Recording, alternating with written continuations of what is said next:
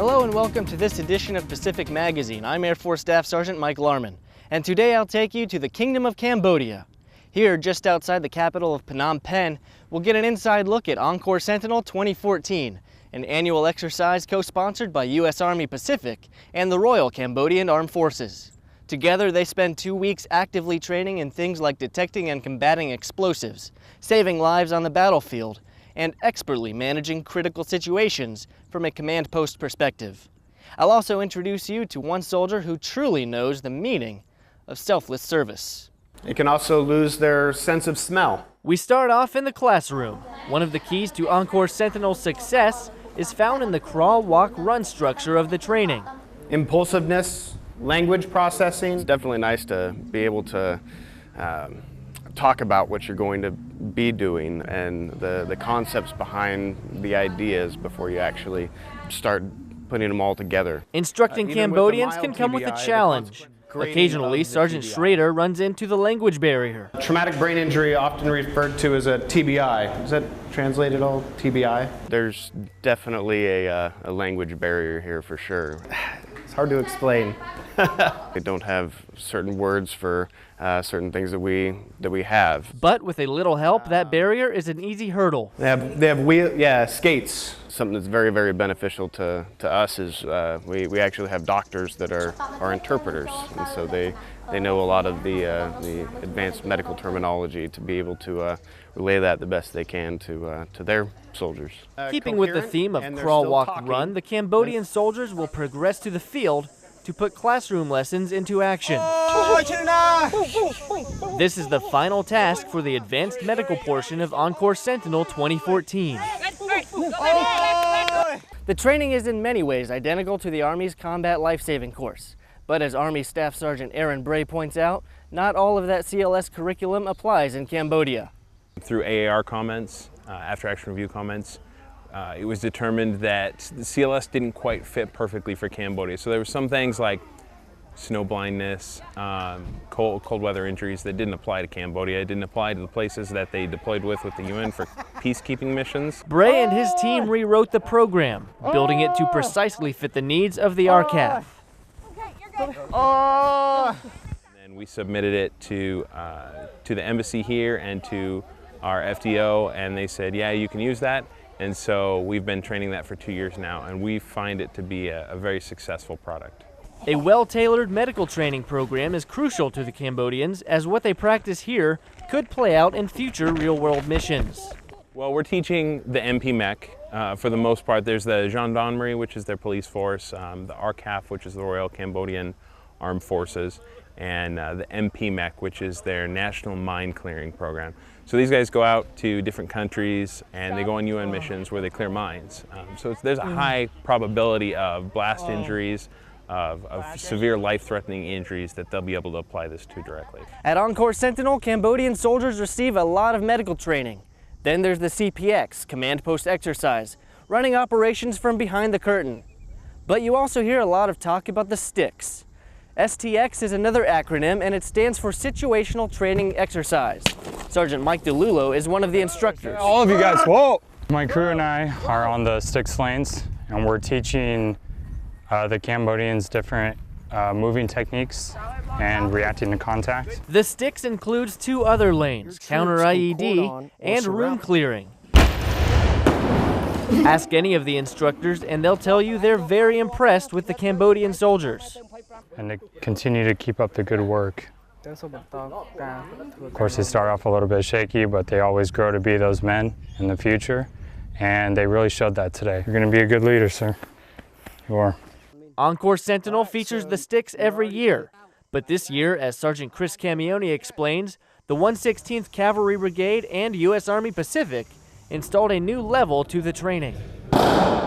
We were actually able to do a modified T3, or train the trainer, which we took a lot of the instructors that we trained earlier in the week, and we've actually been putting them to use, providing us with teachbacks, as well as being able to teach their own fellow soldiers. With the addition of T3, the Cambodians now have expert instructors here at home and can train their soldiers consistently to bring their military to an entirely new level.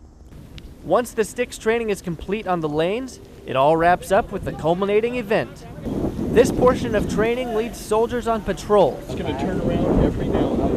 on which they encounter explosives and react to vehicle-borne IEDs. He consider it an IED. The lesson is capped off with the discovery of a homemade explosives lab. And what does all of that account for? That's Sergeant First Class Brandon Storm's territory. Have him come over here with me, all the EOD. Storm, of Hawaii's 303rd EOD Battalion, So they're making homemade explosives. says he is impressed by the amount of motivation among the Cambodian soldiers. Throughout our academics portion, they were very, very eager to pay attention. They took notes. They asked very intelligent questions at the same time. So it let me understand that they have an understanding of it and they want to know more about it. Sergeant Storm, with 19 years of Army service and no retirement in sight, Thank you.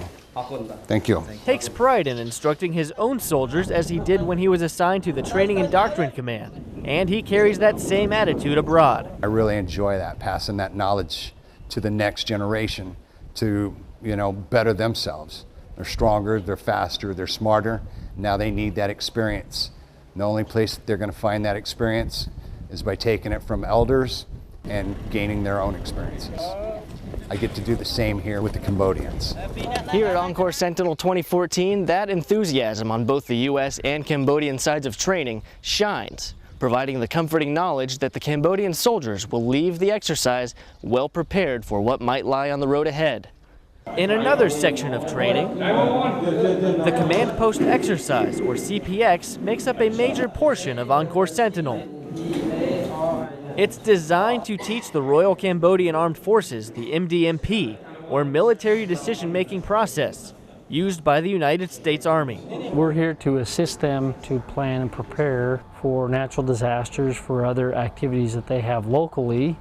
So it's not just a military function, but it's to help them deal with civil matters and with, again, the UN missions that they are called on often to go across the world and perform. Some of the instruction takes a little acting.